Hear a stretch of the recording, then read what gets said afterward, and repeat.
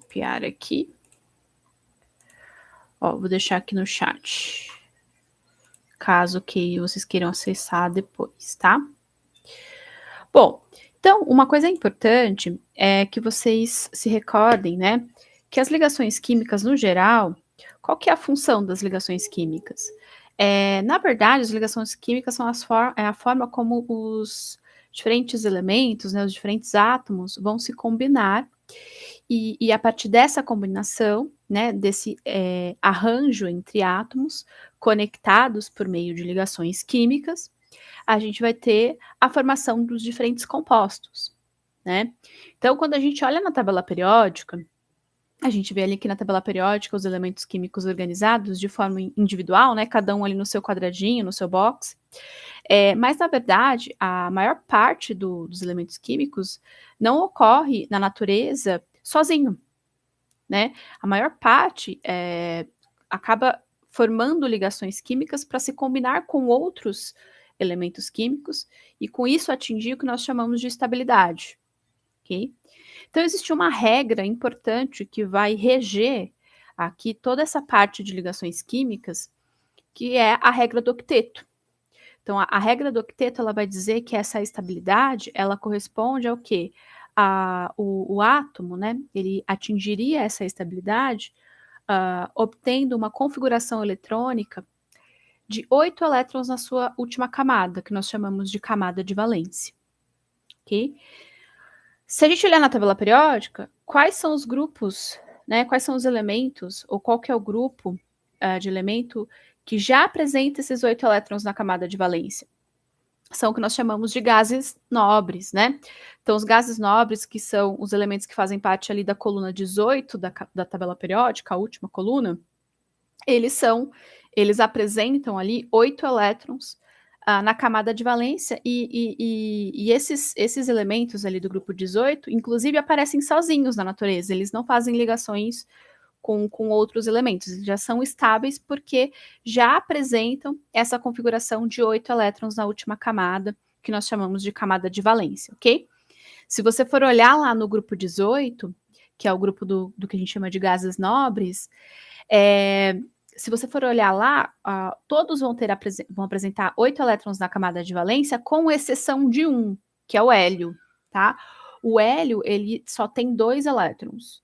Mesmo assim, ele já é estável, tá? Então, ele é uma exceção aqui dessa regra do octeto, ok? Mas todos os outros ali vão apresentar 8 elétrons na camada de valência, tudo bem?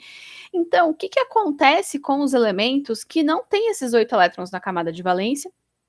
Eles vão acabar se combinando a outros elementos por meio das ligações químicas, de forma a atingir essa estabilidade, que seria alcançar esses 8 elétrons na última camada, com as ligações que eles vão estabelecer.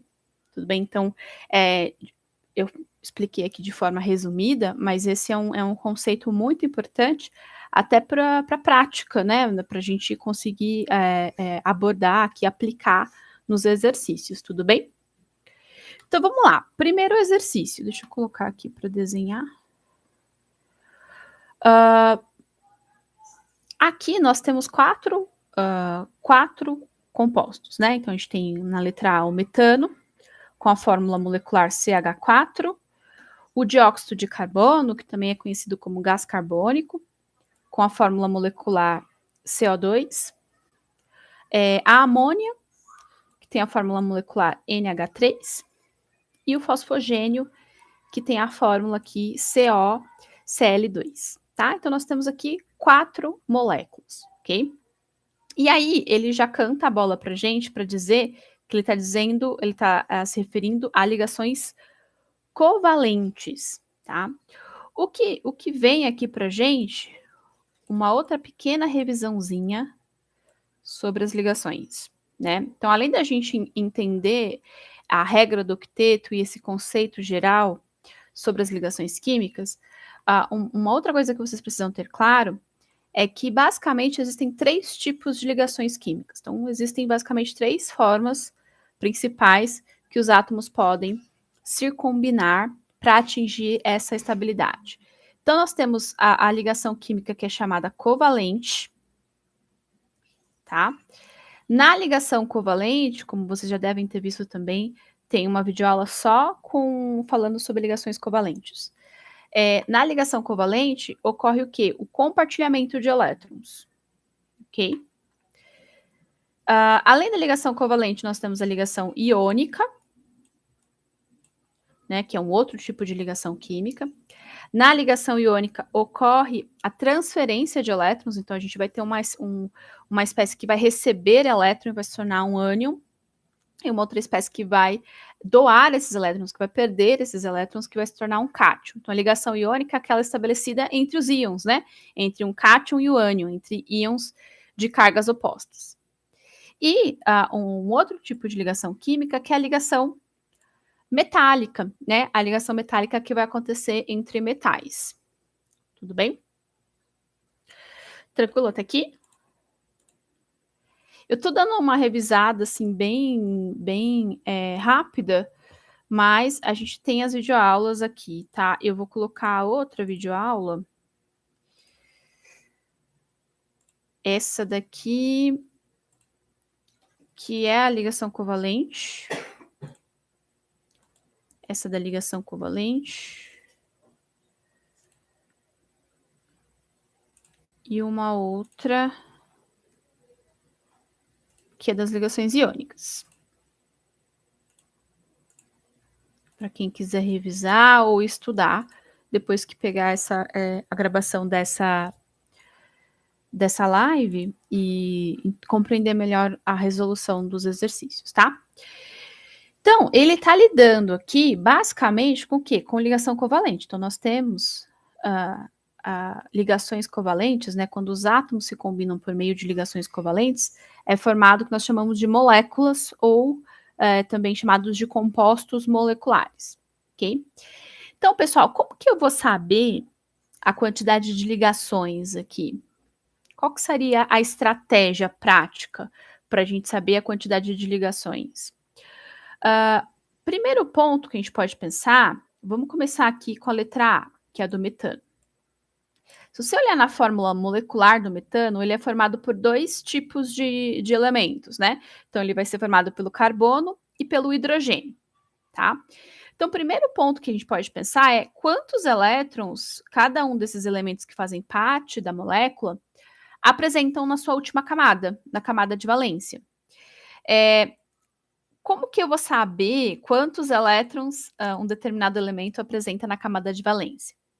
Bom, se ele for um dos elementos ali dos grupos que nós chamamos de representativos, a gente consegue saber quantos elétrons ele tem na camada de valência, sabendo de qual coluna, né, de qual grupo, de qual família esse elemento faz parte. Então, se você for olhar lá na tabela periódica, o carbono, ele faz parte ali da coluna do grupo 14, que era a antiga 4A, tá? Então, ele vai apresentar na sua camada de valência 4 elétrons. O pessoal da família 4A ou do grupo 14, eles apresentam 4 elétrons na CV. Então, se o carbono ele tem 4 elétrons na camada de valência dele, quantos elétrons faltam para ele atingir essa estabilidade de acordo com a regra do octeto? Então, se para atingir a estabilidade, de acordo com a regra do octeto, ele precisa ter 8 elétrons na CV, ele só tem 4. Então, ele vai precisar, nesse caso aqui, compartilhar mais 4, né? Então, a quantidade de elétrons que faltam para ele completar ali os 8 vai corresponder ao número de ligações covalentes que ele precisa fazer. Tudo bem? Então, o carbono, ele precisa fazer 4 ligações. E é real, o carbono, ele sempre faz 4 ligações, independente do elemento que ele está se ligando. Sempre faz 4 ligações covalentes. Por quê? Ele é um elemento que tem 4 elétrons na camada de valência, ele precisa de mais 4 elétrons para atingir a estabilidade de acordo com a regra do octeto, e ele vai conseguir esses 4 elétrons para atingir essa estabilidade fazendo essas 4 ligações covalentes, porque daí ele vai conseguir compartilhar esses 4 elétrons com outros elementos, Tudo bem? Então, o carbono sempre faz 4 ligações. Sempre. Tá? Como que eu vou saber, então, sobre os outros elementos da molécula, né? Então, o outro tipo de elemento que faz parte aqui do metano é o hidrogênio. E o hidrogênio, pessoal, ele vai constituir uma das exceções à regra do octeto, tá? Então, se a gente for olhar, o hidrogênio, ele faz parte ali do primeiro grupo da tabela periódica, tá? Ele tá ali no que antigamente nós chamávamos de família 1A, e todo mundo ali da família 1A vai apresentar um elétron na camada de valência. Então, o hidrogênio ele tem um elétron só na camada de valência dele. Só que ele fica estável ganhando mais um elétron apenas. Então, se ele conseguir mais um elétron, ele vai somar 2 e aí ele fica estável. Ele é uma das exceções dessa regra do octeto. Ele não precisa ter os 8 elétrons na camada de valência para atingir essa estabilidade. Então, o hidrogênio ele vai precisar de 2 elétrons na CV para estabilizar. Como ele já tem um, ele vai conseguir o outro elétron por meio de uma ligação covalente. Por meio de uma ligação covalente. Então, pessoal, o hidrogênio, né, isso é verdade, independente do tipo de elemento que o hidrogênio vai se ligar, né, aqui no metano ele está se ligando ao carbono. Mas independente de qual for o elemento, o hidrogênio sempre faz uma ligação apenas, né? Ele sempre vai fazer uma ligação covalente. Tudo bem? Entendendo o hidrogênio, então, como uma exceção aqui da regra do octeto. Tá? Ok.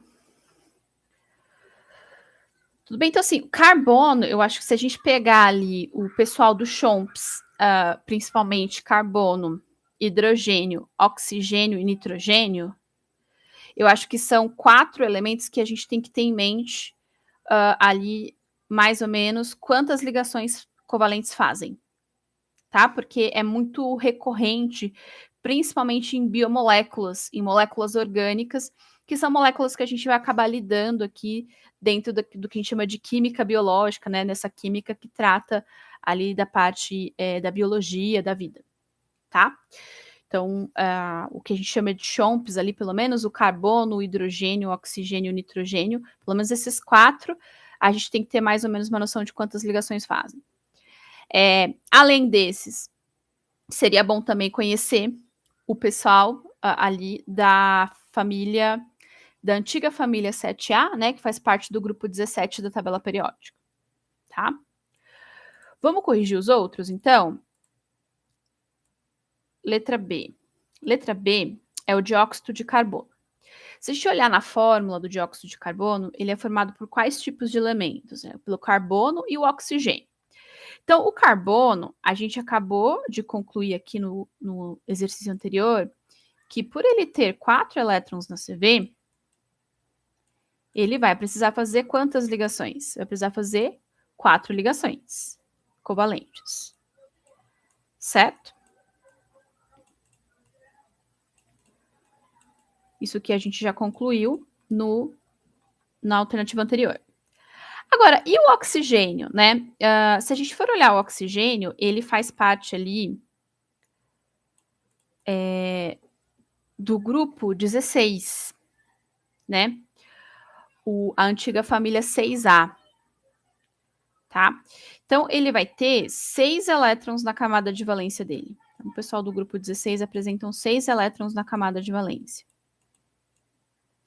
Então, de acordo com a regra do octeto, quantos elétrons faltam para o oxigênio atingir a estabilidade, né? Então, atingir a estabilidade significa ter 8 elétrons na CV, 8 elétrons na camada de valência.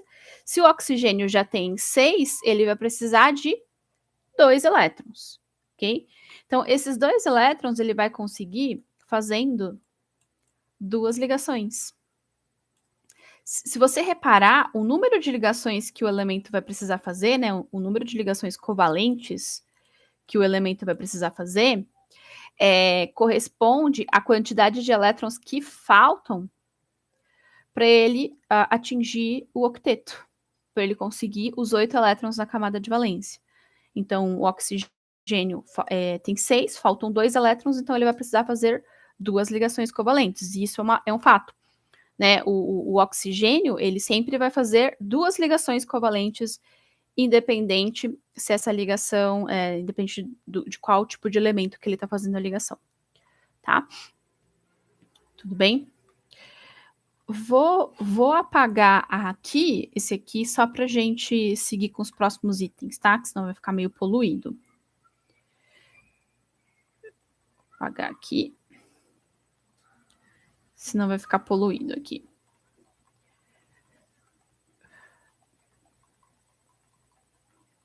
Não sei se dava para aumentar essa.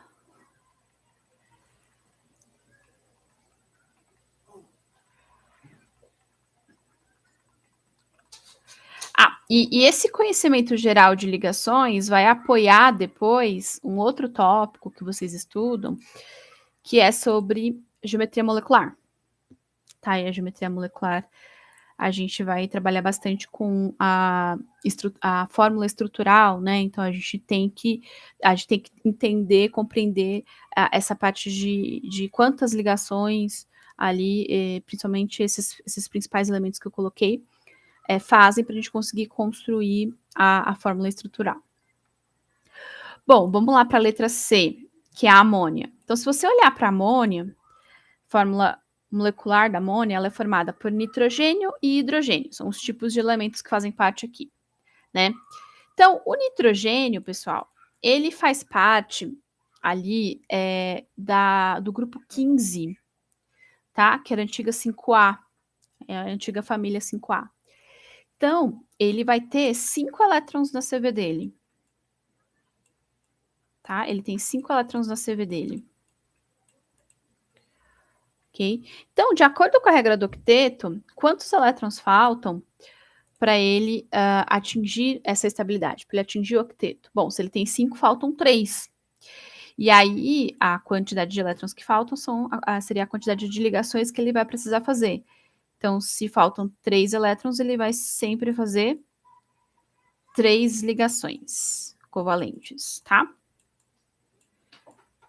Bem, então, o nitrogênio, ele sempre, né, pelo menos na maioria dos casos, tem algumas exceções, depois quando a gente for ver ligação dativa, mas eles faz, no geral, 3 ligações covalentes, para conseguir esses 3 elétrons que faltam para ele atingir o octeto de forma compartilhada, que é o que caracteriza o que nós chamamos de ligação covalente, ok? O hidrogênio, nós já vimos nos 2 anteriores, na letra A, aliás, que era sobre o metano, a gente viu que o hidrogênio, ele é uma exceção ali da regra do octeto, né? Ele só tem 1 elétron na CV, mas ele fica estável com 2. Então, por isso que ele sempre vai fazer uma ligação covalente apenas. Independente, né? Você vê que ele fez uma ligação apenas com o carbono, no metano, e vai fazer uma ligação apenas com o nitrogênio, tá? Você fala assim, como é que eu vou partir daqui para montar a fórmula? Daqui a pouco a gente chega nisso. Vamos fazer o outro. Vamos fazer essa letra D, e aí a gente chega nisso. Bom, vamos lá. A letra D, que é o COCl2, né, chamado fosfogênio, fosgênio, desculpa, ali formado por quais tipos de elementos? Então, nós temos aqui carbono, oxigênio e cloro, né? Carbono, o C é o símbolo do elemento químico carbono, o O é o símbolo do elemento químico oxigênio e o Cl é o símbolo do elemento químico cloro. Então, vamos lá. O carbono a gente já sabe que vai fazer 4 ligações, né? Nós já concluímos isso nas letras anteriores. O oxigênio também nós já concluímos que ele vai fazer ali 2 ligações, né? Quando a gente estava vendo o dióxido de carbono. Agora, e o cloro, né? Bom, vamos fazer o mesmo procedimento. Vamos ver quantos elétrons o cloro tem na camada de valência, para assim a gente conseguir concluir quantos elétrons faltam para ele atingir o octeto e com isso saber quantas ligações ele faz. É isso que a gente está fazendo. Então o cloro, ele é ali um dos elementos que fazem parte daquele grupo 17, que a gente chamava antigamente de família 7A, tá? Então, ele faz parte do que nós chamamos de halogênios, né? O pessoal do grupo 17, esse grupo, essa coluna é chamada de halogênios. Então, o cloro, ele vai apresentar 7 elétrons na CV, tá? Então, o pessoal ali da coluna 17 apresenta 7 elétrons na CV. Então, de acordo com a regra do octeto, quantos elétrons faltam para ele atingir o octeto? Falta apenas um, né? Ele tem 7, para atingir o octeto precisa de 8, então falta apenas um elétron, então ele vai precisar fazer só uma ligação covalente. Tudo bem? Com isso, a gente já consegue responder o exercício, tá?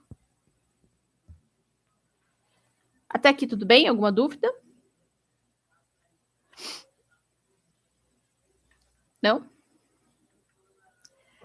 Tá. Bom, como um bônus, vamos ver como que a gente consegue transformar essa fórmula molecular em fórmula estrutural. Lembra que a fórmula estrutural é aquela que vai trazer as informações sobre como que as ligações estão sendo feitas entre os elementos que fazem parte ali daquele composto, tá? Aí depois a gente vai para a questão 2. Vou apagar aqui rapidamente.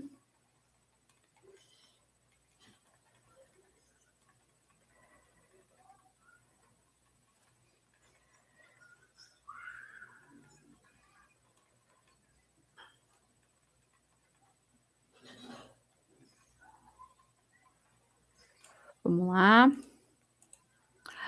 Primeira estratégia, né? Vamos começar aqui pelo metano. Nós já sabemos, pela fórmula molecular, quais são os tipos de elementos que fazem parte da molécula, certo? No caso aqui, carbono e hidrogênio. Então, a primeira estratégia é saber quantas ligações cada um vai fazer. Então, eu já sei que o carbono vai fazer 4. Então, cada carbono sempre vai fazer 4 ligações. E cada hidrogênio sempre vai fazer uma ligação. É isso, a gente já concluiu. Essa é a primeira estratégia. Segunda estratégia seria localizar qual é o elemento, né, dos elementos que fazem parte aqui da molécula, qual é o elemento com o maior número de ligações, ou o elemento que faz o maior número de ligações. Então, entre o carbono e o hidrogênio, o elemento que faz o maior número de ligações é o carbono. Então, eu vou colocar como ele sendo o átomo central, né? E aí, eu vou primeiro acertar o número de ligações que esse carbono precisa fazer. Se você reparar, eu vou ter aqui uma proporção de 1 carbono para 4 hidrogênios. Então, o que isso significa? Que essas 4 ligações que o carbono faz, ele vai fazer uma ligação, né? Cada uma dessas 4 ligações, ele vai fazer com cada um desses 4 hidrogênios. E os hidrogênios, por sua vez, fazem sempre uma ligação, cada um deles, tá? Então, aqui, ó, eu vou representar a ligação covalente por meio desse traço, tá? Então, eu vou ter uma ligação covalente entre o carbono e um dos hidrogênios, outra ligação covalente entre o carbono e o outro hidrogênio, uma outra ligação covalente entre o carbono e o outro hidrogênio, e mais uma quarta ligação covalente aqui entre o carbono e esse quarto hidrogênio, tá? Então, se a gente for olhar na molécula, existem 4 ligações covalentes, né? Cada uma dessas 4 sendo feitas por um carbono, com cada um desses 4 hidrogênios que fazem parte da estrutura do metano. Beleza? Depois, tentem fazer esse esquema com as outras moléculas, tá? Tentar transformar as fórmulas moleculares dessas outras moléculas aqui, desse exercício 1, que já é um bom exercício para vocês treinarem para geometria. Aliás, deixa eu pegar aqui também. A geometria seria naturalmente o próximo tópico e tem uma outra videoaula aqui também, tá? Para ajudar vocês. Vou deixar aqui, ó. Vou colocar aqui. Beleza, ótimo, perfeito. Vou apagar aqui para não ficar poluído. Vamos para a questão 2, então. Questão 2. Bom, a questão 2 fala: avalie os seguintes compostos e indique quais são covalentes e quais são iônicos, né? Bom, o que ele vai dar para a gente de informação? Ele vai dar para a gente a fórmula dos compostos que ele quer que a gente diga se é um composto covalente ou iônico. O que vai fazer com que um composto seja covalente? Ou também chamado de composto molecular, ou nós chamamos também de molécula, tá? Então, os compostos covalentes, compostos moleculares ou moléculas são aqueles em que os átomos ali que fazem parte daquele composto, eles estão ligados por meio de ligações covalentes, somente, tá? Então, um composto covalente é aquele em que os átomos fazem, né? Eles se combinam por meio de ligações covalentes apenas, ok? Agora, os compostos iônicos são aqueles em que eu tenho os íons, né? Em que houve ali a formação de um cátion e de um ânion, e aí eles vão se combinar formando o que nós chamamos de ligação covalente. Então, os compostos iônicos são formados a partir ali das ligações que vão existir entre os íons, um cátion e o ânion, tá? Então, se houver ali cátion e ânion, a gente tem a formação de um composto iônico, tá? Agora, qual que é a estratégia que a gente vai usar para decidir, só olhando na fórmula, o que a gente vai pensar para decidir se é um composto iônico ou covalente? Então, daí também tem um macete que facilita um pouco, tá? Eu tenho também outra videoaula aqui, vou passar para vocês, ó, depois para quem quiser, que eu falo um pouco mais destrinchado. Eu tô passando as videoaulas para a gente focar bem na resolução dos exercícios mesmo, tá, pessoal? Senão fica uma aula muito longa, tá? Mas qualquer coisa vocês podem ir me parando e perguntando. Bom, basicamente, pessoal, o que eu vou ter? Se for um composto covalente, né?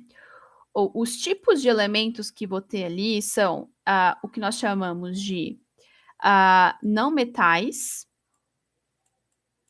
tá? Então, eu vou ter não metal.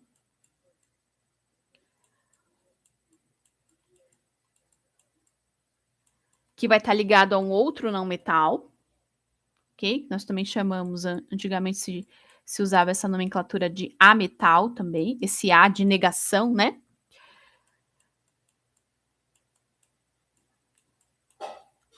Ou eu vou ter a ligação entre o não metal e o hidrogênio. Tá? Isso é a pista para a gente saber, batendo o olho na fórmula molecular, se eu vi que os tipos de elementos que fazem parte ali são não metais ou não metal e hidrogênio, eu tenho um composto covalente. Porque os não metais e o hidrogênio vão ter a tendência a compartilhar elétrons, formando as ligações covalentes. Tudo bem? Então, a estratégia é eu identificar na fórmula quais são os tipos de elementos que fazem parte e conseguir classificá-los ali como não metais ou metais, né? Então, se eu olhar na fórmula e observar que eu tenho não metal com não metal ou não metal com hidrogênio, eu tenho ali um composto covalente ou um composto molecular. Qual que vai ser a pista para a gente classificar como composto iônico? Então, as ligações iônicas, elas são formadas entre metal, tá? E a gente vai ter um metal, e esse metal vai estar combinado a um não metal. A um não metal. Tá? Então, se eu bater o olho lá no composto e identificar um metal com um não metal, ali eu tenho uma ligação iônica, tá? E aí, no geral, pessoal, o metal, ele vai ser aquele que vai formar carga positiva, porque os metais, eles têm a tendência a perder elétrons, tá? Então, eles vão tender a formar cátions. E os não metais, eles vão ser aqueles que vão apresentar a carga negativa, porque os não metais vão ter a tendência mais a receber esses elétrons, a ganhar o elétron, né? E aí eles vão acabar formando uma espécie com carga negativa, que são os ânions, tá? E aí a ligação iônica vai ser basicamente estabelecida entre o cátion e o ânion. O cátion formado pelo metal e o ânion formado ali pelo não metal. Então essa é a nossa pista, tá? Então a gente vai ter que olhar aqui as fórmulas e ir identificando os não metais ou metais e vendo qual que é a combinação para a gente conseguir dizer se é covalente ou iônico. Tudo bem? Eu explico um pouco melhor nessa aula que eu colei aqui, tá? Bom, vamos lá. Primeiro composto. NaCl, que é o cloreto de sódio, né? Um dos principais componentes ali do sal de cozinha. Vamos olhar. Quais são os tipos de elementos que fazem parte aqui do cloreto de sódio? Nós temos aqui o Cl, que é o cloro. E o cloro, pessoal, ele é um não metal, tá? O pessoal ali da família 17, que é a família que o cloro faz parte, são da família ali dos não metais, ok? E o sódio, né? Então, além do cloro, o cloreto de sódio tem também na sua composição o sódio. O sódio, pessoal, ele é um metal, tá? Então, o sódio, ele faz parte ali da primeira coluna, né, da tabela periódica, primeiro grupo. O pessoal ali do primeiro grupo são metais, com exceção do hidrogênio, tá? Então, aqui eu tenho uma combinação de um metal com um não metal. Então, aqui vai ser um composto iônico.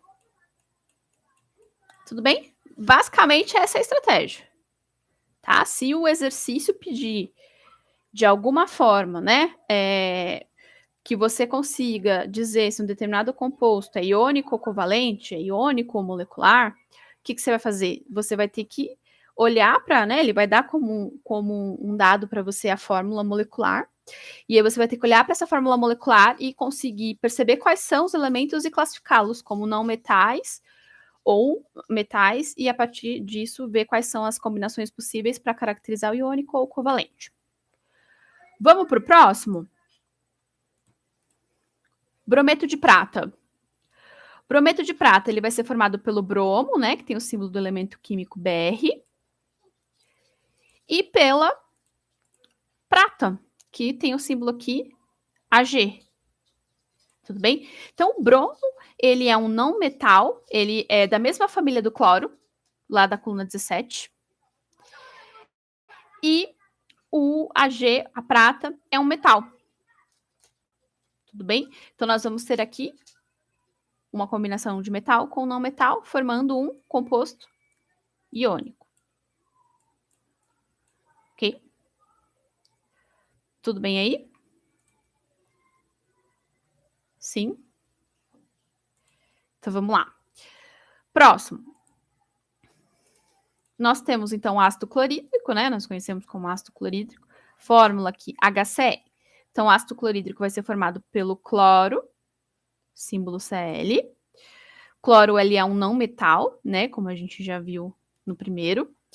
E pelo hidrogênio. Então, aqui a gente tem um caso do quê? De um não metal combinado ao hidrogênio. Isso aqui também configura um composto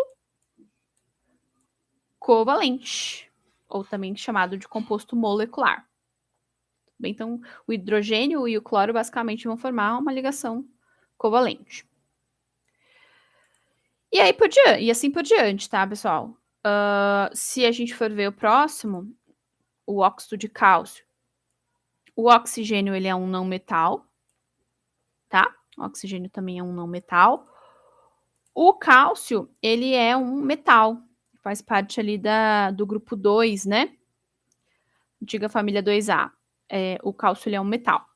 Então, eu tenho a combinação de um metal com um não metal, então eu vou formar uma ligação iônica, tudo bem? O cátion vai ser o cálcio, porque ele é um metal, e o ânion vai ser o oxigênio, que é um não metal. Seguindo, eu tenho aqui o dióxido de carbono, ele é formado pelo oxigênio, que é um não metal, e pelo carbono, que também é um não metal, tá? Então, tenho dois não metais aqui, então a combinação entre dois não metais forma compostos covalentes. E por último, a gente tem o fluoreto de césio, o flúor, né? Então a gente vai ter aqui presente o flúor, tem o símbolo aqui do elemento químico F. Ele é um não metal, tá? Ele faz parte da mesma família do cloro e do bromo, ok? Ele faz parte ali da coluna 17. E o césio, que é um metal. Então tem a combinação de um metal com um não metal, formando então um composto iônico.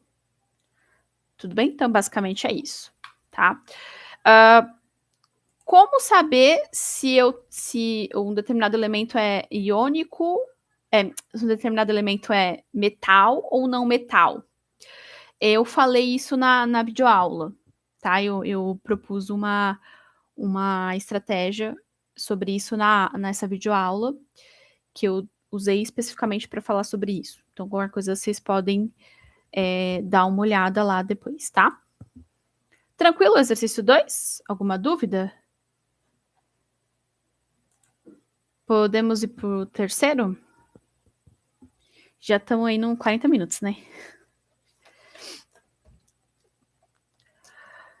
O ideal, pessoal, era vocês terem feito a lista antes, né?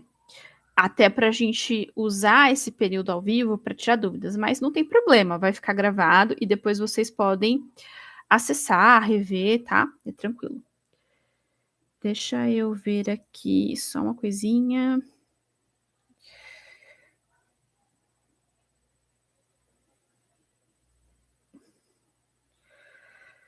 Achei que eu tinha deixado. Tudo bem. Achei que eu tinha deixado uma anotação aqui. Tudo bem. Vamos lá, então, pro exercício 3. O exercício 3 vai pedir para a gente indicar a fórmula química de um composto formado a partir de. Então, pessoal, quando a gente tem ali os compostos iônicos, né, para a gente determinar a fórmula dos compostos iônicos, a gente precisa fazer uma espécie de balanceamento entre as cargas opostas. Porque o composto iônico, ele sempre vai ser formado por cátion, que tem carga positiva, e ânion, que tem carga negativa. E no final, para montar a fórmula química desse composto iônico, não pode ter carga sobrando. Não pode ter carga positiva sobrando, não pode ter carga negativa sobrando, né? Ou seja, a quantidade de cargas negativas tem que ser igual à quantidade de cargas positivas, tá? Então, um desafio para a gente indicar a fórmula química de um composto iônico é fazer esse balanceamento entre as cargas opostas, tá? O desafio para a gente indicar a fórmula de um composto covalente é saber o número de ligações iônicas que ele faz, o número de ligações covalentes que ele faz, e aí com isso a gente tinha toda essa estratégia de pensar na camada de valência. Aqui no exercício 3, se ele deu para a gente já as cargas dos íons que formam o composto, então ele já deu qual que é a carga do cátion, já deu qual que é a carga do ânion, então eu posso aplicar uma estratégia, né, um macete aqui, para conseguir fazer esse equilíbrio de cargas opostas, tá? Então, vamos lá, letra A. Eu vou ter aqui o cátion, que é o cálcio 2+, né? Esse 2+ significa o quê? Que esse íon é um cátion, porque tem carga positiva, e ele tem duas cargas positivas, por isso 2+, tá? E o outro é o ânion. O ânion aqui vai ser o ânion formado a partir do bromo, né, que nós chamamos de brometo, tá? E aí o brometo, ele vai apresentar o quê? Uma carga negativa apenas, né? Você vê que a gente só representa o traço ali do símbolo negativo, tá? Porque é só uma carga negativa. Então, o que a gente pode fazer? A gente tem um macete que é o seguinte. Eu vou escrever aqui, então, o cátion com a sua carga, cálcio 2+, e o ânion com a sua carga, que é o bromo menos. Vou colocar até um aqui para a gente enfatizar, tá? Como que eu posso fazer esse equilíbrio das cargas opostas de uma forma mais direta? Eu posso multiplicar, entre aspas, em cruz. Então, eu posso pegar aqui a carga do ânion vira a quantidade de cátions que eu preciso. E a carga do cátion vira a quantidade de ânions que eu preciso. Então, no fim, eu vou ter o quê? Cálcio 1, bromo, brometo 2. Aqui a gente fecha a fórmula. Então, o que eu quero dizer? Que eu vou ter um cálcio para 2 brometos. Um cálcio tem 2 cargas positivas, um brometo tem uma carga negativa só que como eu vou ter 2 brometos, isso vai dar o total de 2 cargas negativas. Tudo bem? Então, a forma um pouco mais direta da gente fazer, ao invés de ficar pensando quantas cargas vai precisar, a gente pode fazer essa multiplicação aqui, né? Essa regrinha aqui da cruz. Então, a carga do ânion vira a quantidade de cátion que eu preciso na fórmula, e a carga do cátion vira a quantidade do ânion que eu preciso na fórmula. Quando a gente só tem um, a gente não indica esse coeficiente 1, tá? Vou apagar aqui porque eu coloquei só para enfatizar, mas a gente não indica 1, só representa o símbolo ali do cátion. Tudo bem? Tranquilinho, né? Então, a fórmula aqui do brometo de cálcio é CaBr2. Então, para cada um cálcio, eu vou ter 2 brometos. Tudo bem? Essa vai ser a proporção. Tranquilo? Deu para entender esse?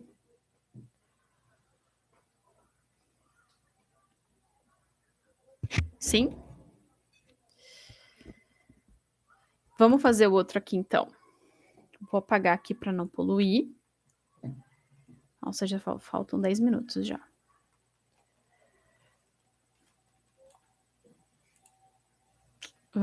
Vamos lá.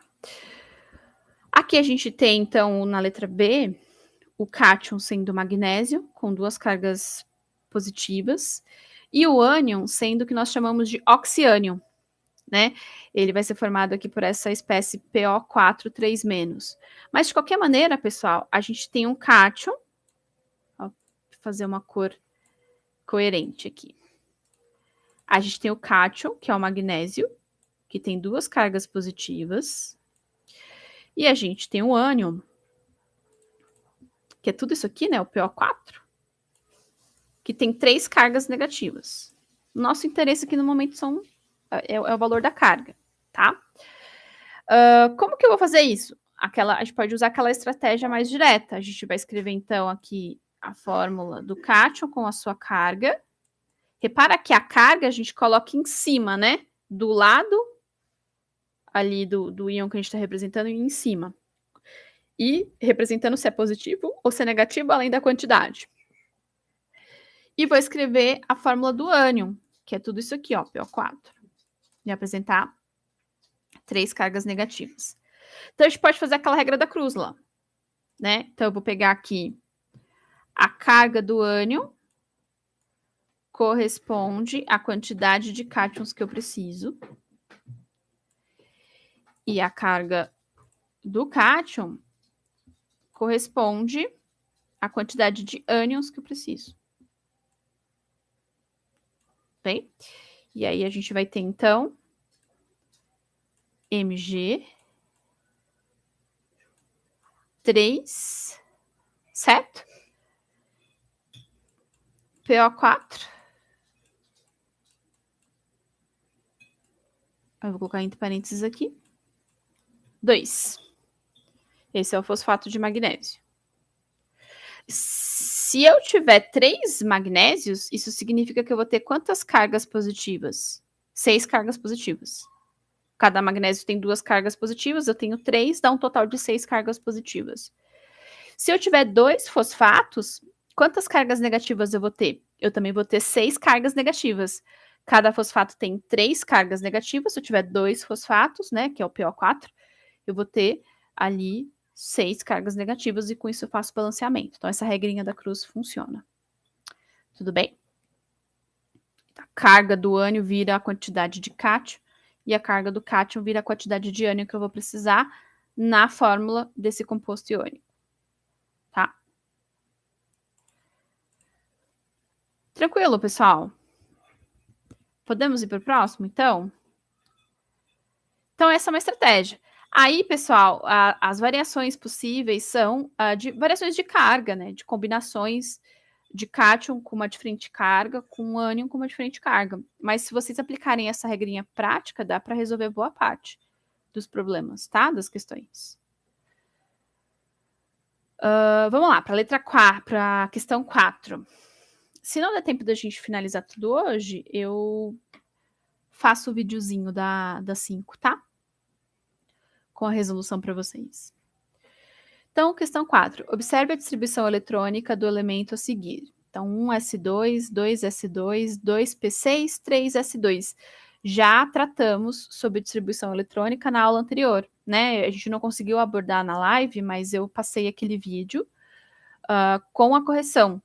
Eu fiz um breve resumo sobre distribuição eletrônica e nós corrigimos em seguida os exercícios que tratavam de distribuição eletrônica, tá? Então vale a pena dar uma olhada depois, para quem ainda não viu.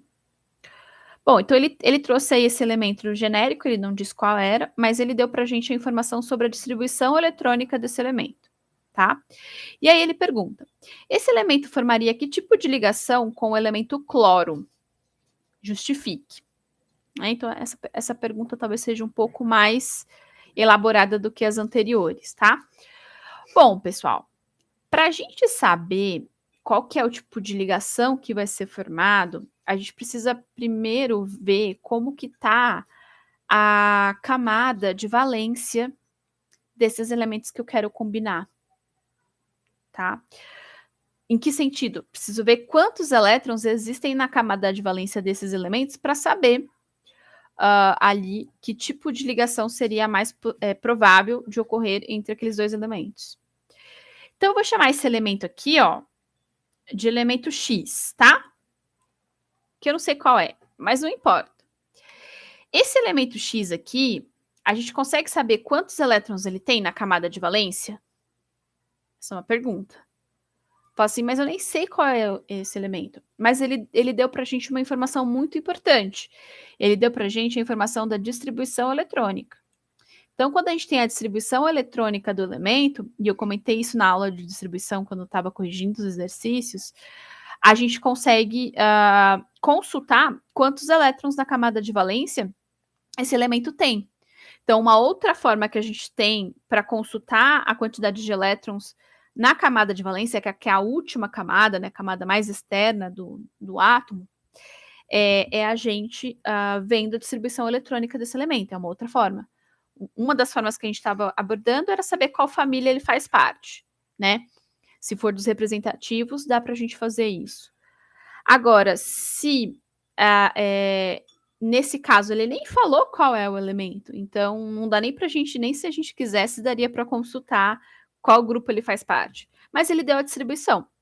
Então, se a gente olhar a distribuição, a gente vai primeiro ter que olhar esses números que estão do lado aqui, ó, dos subníveis. Qual que é o maior número? Então, eu tenho 1s2, 2s2, 2p6 e 3s2. Então, o maior número é o 3. Isso quer dizer que a camada mais externa, a camada de valência desse elemento, seja ele qual for, mas a camada de valência desse elemento, de acordo com a distribuição que ele trouxe para a gente como um exemplo, é a terceira camada, é a última camada dele, é a terceira camada. E aí, então, uma vez que eu identifiquei qual que é a última camada dele, eu vou contar quantos elétrons ele tem. Então, na terceira camada, eu só tenho aqui o subnível S. E no subnível S, ele está me contando que tem... Desculpa.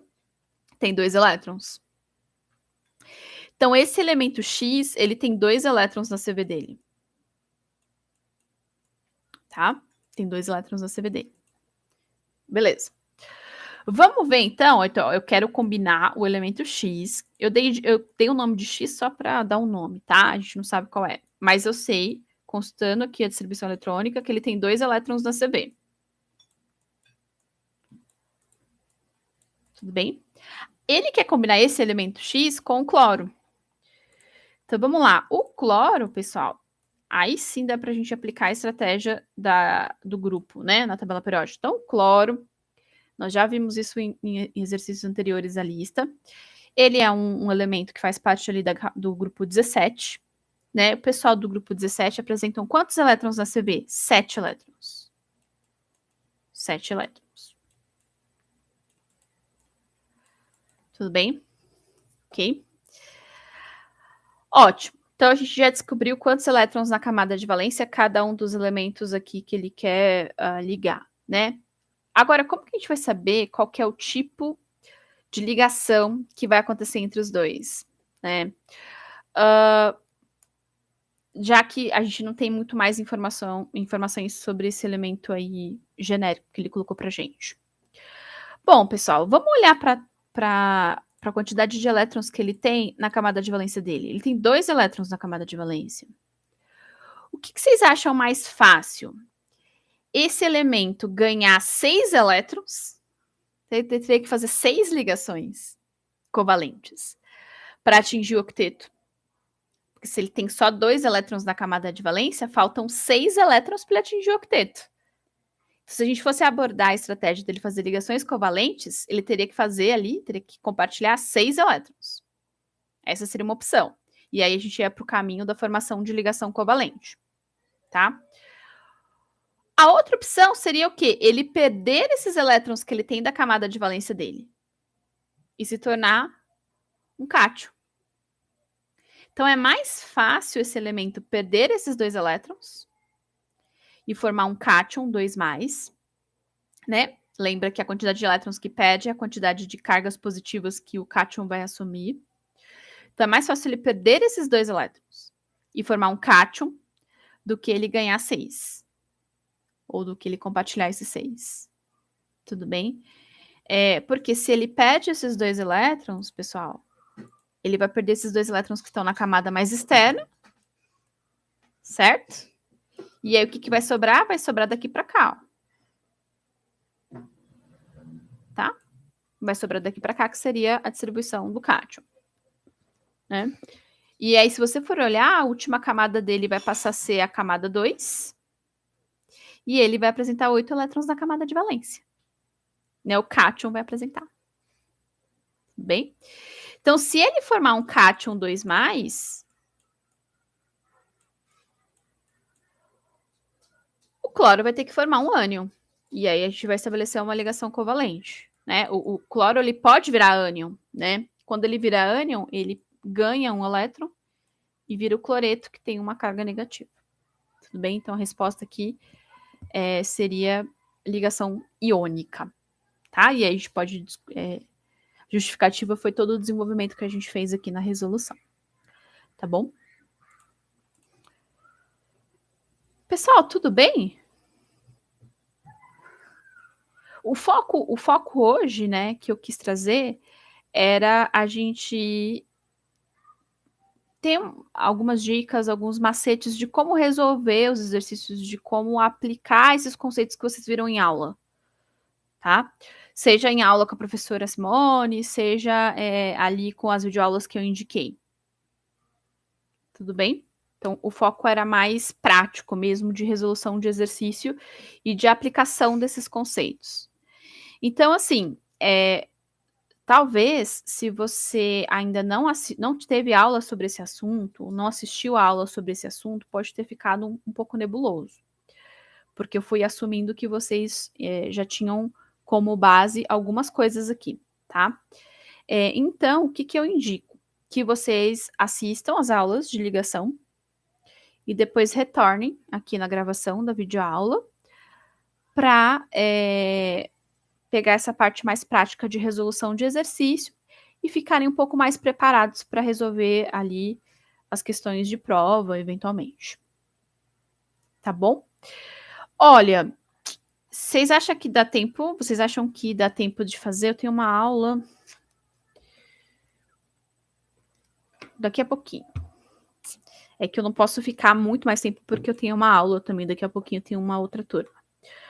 Mas, ó, o último exercício que faltou é até um complemento, até para minha turma, depois eu vou conversar com eles, né, não sei se tem alguém da minha turma aqui, mas é sobre a condutividade elétrica, né, de diferentes materiais e como isso está relacionado a esse tópico de ligações químicas, tá?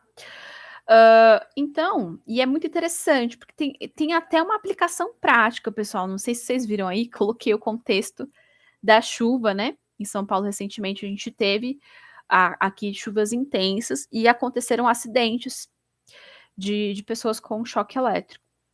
Tá? Então, basicamente, o conceito que está sendo explorado na questão 5 é sobre condutividade elétrica de diferentes materiais e de solução aquosa, tá? Então, eu vou dar só alguns toques para vocês quando vocês forem resolver, e aí eu faço um vídeo resolvendo só essa questão 5. Vou fazer um vídeo bem curtinho, tá? Pra vocês não ficarem com muitos vídeos aí de resolução, mas eu faço um vídeo bem curtinho com esses tópicos. Mas basicamente, pessoal, existem materiais que são bons condutores de energia, né, de corrente elétrica.